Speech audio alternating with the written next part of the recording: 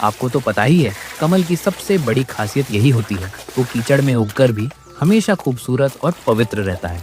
एक एक करके वह कई डंठल तोड़ लेती है और उन्हें लेकर घर लौट आती है।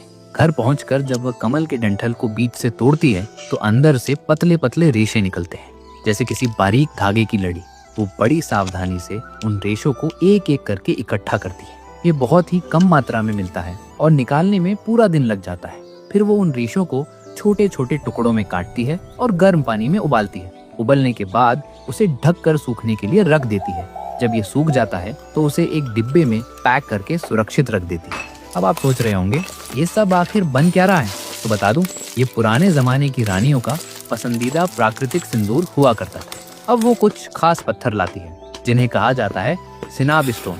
ये एक प्राकृतिक पत्थर होता है जिसके अंदर से गहरा लाल रंग का पाउडर निकलता है। वो पत्थर को धीरे धीरे पीसती है जब तक कि बारीक पाउडर न बन जाए। इसके बाद वह पाउडर को पानी में घोलती है, जिससे ऊपर तैर जाती है सारी अशुद्धियाँ और नीचे बैठ जाता है शुद्ध लाल रंग का हिस्सा।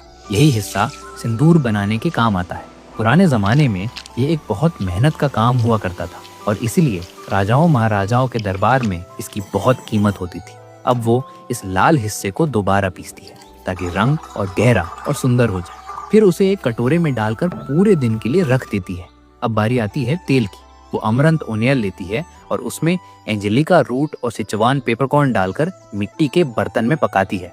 जब तेल तैयार हो जाता है तो उसे छान कर निकाल लेती है। उसमें अब वो बीच वैक्स और रक्स मिलाती है और उसे 2 घंटे तक और पकाती है। जब ये मिश्रण पूरी तरह तैयार हो जाता है तो वो उसे एक बड़े जार में बंद कर देती है और जंगल में ले जाकर जमीन के नीचे गाड़ देती है पूरे 1 महीने के लिए। पुराने जमाने में यही तरीका था इस सिंदूर को परिपक्व बनाने का। 1 महीने बाद जब वह जार बाहर निकालती है तो उसके अंदर बना सिंदूर धूप में सुखाने के लिए रख देती है। अब इसमें कुछ खास प्राकृतिक चीजें मिलाई जाती है, जैसे सीशेल का पाउडर, केसर, pearl sugar, liquorice sugar, rice flour, cocoa powder और आखिर में सोने की पतली परत।